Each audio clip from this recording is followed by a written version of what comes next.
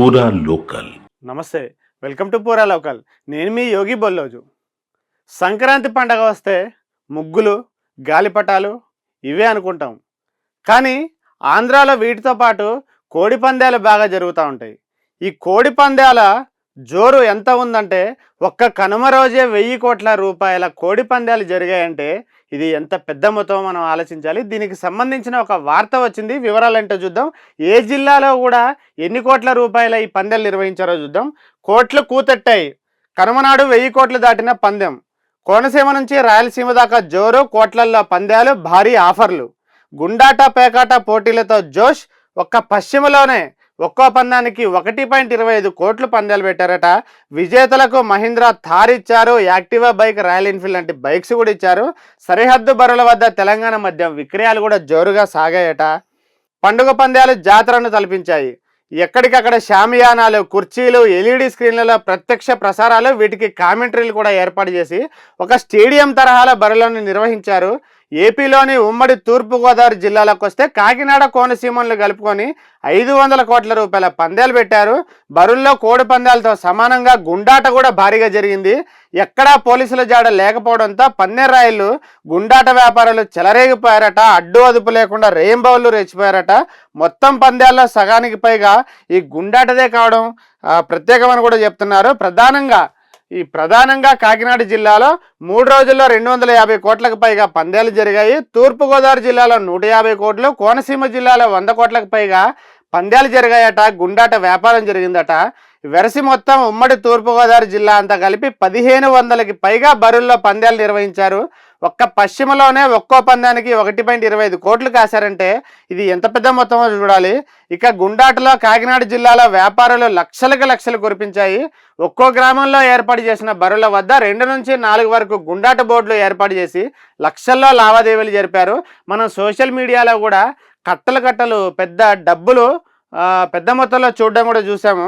ఉమ్మడి కృష్ణా జిల్లాలకు వస్తే కోడి పందాలు, పేకాట, గుండాట జోరుగా నిర్వహించారు. తెలంగాణ రాష్ట్ర సరిహద్దులో ఉన్న జగ్గాయపేట నుంచి మచిలీపట్నం వరకు, హనుమకొండ జంక్షన్ వరకు కూడా బరులను ఏర్పాటు చేసి కోడి పందాలు నిర్వహించారు. గుండాట స్థావరాలను కూడా ఏర్పాటు చేశారు.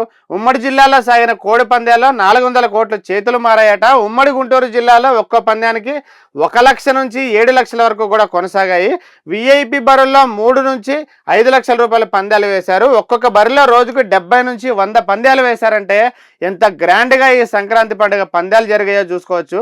అయితే ఇందుకు తమ వంతు సహకారం అందించినటువంటి పోలీసులకి కూడా మామూలు అందజేశారు. ఆ మామూలు ఎంతలో ఉన్నాయంటే ఒక్కొక్క పోలీస్కి 1 లక్ష నుంచి కూడా 5 లక్షల వరకు మామూలు అందాయని చెప్తున్నారు. ఉమ్మడి పశ్చిమ గోదావరి జిల్లాకు వస్తే అక్కడ అమిరం, శ్రీశైలి లాంటి నియోజకవర్గంలో పెద్ద బరులు ఏర్పాటయ్యాయి.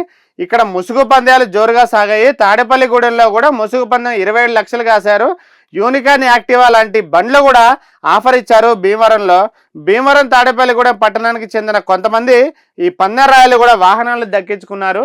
అయితే జబర్దస్త్కి సంబంధించిన ఒక టీం కూడా అక్కడికి వెళ్ళింది. వారితో పాటు యాంకర్ శ్రీముఖి కూడా నర్సాపురంలో 2 రోజుల పాటు సందడి చేశారు.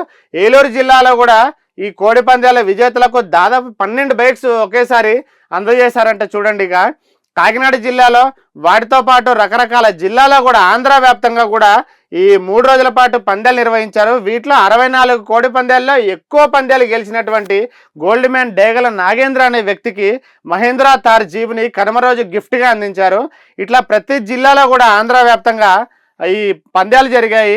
దాంతోపాటు తెలంగాణ మధ్యం కూడా ఏలూరు జిల్లా వ్యాప్తంగా దాదాపు 80 కోట్ల రూపాయల కోడి పందాల రూపంలోనూ మరో 30 కోట్ల రూపాయల పేకాట్లను జనం చేతులు పెద్ద మొత్తంలో మారాయి. 1 కాదు 2 కాదు, ఏకంగా బరులన్నింట్లోనూ ఎలాంటి బెరుకు లేకుండా కూడా పేకాట, గుండాట యథేచ్ఛగా సాగాయి. బరుల మద్యం విక్రయాలు కూడా జోరుగా సాగాయి. తెలంగాణ సరిహద్దులో ఉన్న చింతలపూడి నియోజకవర్గానికి పెద్ద ఎత్తున తెలంగాణ వాసులు తరలి వచ్చిన తర్వాత వారు వస్తు తెలంగాణ మద్యం కూడా తీసుకొచ్చారని అంటున్నారు. ఇట్లా పులివెందుల్లో కావచ్చు, చాలా చోట్ల కావచ్చు, చాలా పెద్ద మొత్తంలో పందాలు జరిగాయి. కోట్ల రూపాయలు కూడా చేతులు మారాయని చెప్తున్నారు. అయితే ఈ కోడి పందాలకి సంబంధించి ఒక వ్యూహాన్ని కూడా మనకి వార్తలో ఇచ్చారు. దాని పేరు మౌన వ్యూహం. ఏలూరు జిల్లా భీముడోలులో ఉన్నటువంటి బుధవారం చీకటి పడే వరకు 5 పుంజులు మిగిలాయట. ఒకేసారి 5 పుంజులతో కలిపి ఒకే పందెం వేయాలని నిర్వాహకులు నిర్ణయిస్తే దాంట్లో 5 పుంజులను బరిలోకి దింపారు. ఈ రసంగి అనే రకం పుంజు విరోచితంగా పోరాడి ఆ బరిలో ఉన్న మిగతా 4 ఒక 3 పుంజులతోని పోరాడి వాటిని చంపేసింది. అయితే ఇది కూడా చివరికి రక్తమూడుతూ చనిపోవడం వల్ల ఆ మౌనంగా ఉన్నటువంటి అబ్రాస రకం కోడి మాత్రం కాలు కదపకుండా అట్లా మౌనంగా ఉండి ఒక మౌన వ్యూహాన్ని పాటించి ఆ 3 పుంజుల్ని చంపినటువంటి ఆ రసంగి రకం పుంజు చనిపోతే ఈ మౌనం పాటించిన అబ్రాస్ రకం కోడి మాత్రం విజేత అయింది. దాన్ని కూడా కొంతమంది వీడియో తీసి సోషల్ మీడియాలో పోస్ట్ చేయడంతో అది వైరల్గా మారింది. ఇట్లా సంక్రాంతి పండగకి భోగి, సంక్రాంతి, కనుమ ఈ 3 రోజుల్లో కూడా ఆంధ్రప్రదేశ్ రాష్ట్ర వ్యాప్తంగా కోడి పందాలు నిర్వహించారు, గుండాట నిర్వహించారు, పేకాట నిర్వహించారు. చాలా చోట్ల పోలీసులు కూడా పట్టించుకోకపోవడంతో యథేచ్ఛగా కూడా వాళ్ళు పందాలు నిర్వహించారు. కొన్ని చోట్ల పోలీసులు వారికి సహకరిస్తే నిర్వాహకులకి సహకరించడం ద్వారా కూడా వాళ్ళకి లక్షల రూపాయల్లో మామూలు అందాయని చెప్పి కూడా చెప్తున్నారు. ఇవి ఇప్పటివరకు అప్డేట్స్. మిగతా అప్డేట్స్ కోసం చూస్తూనే ఉండండి పూరా లోకల్.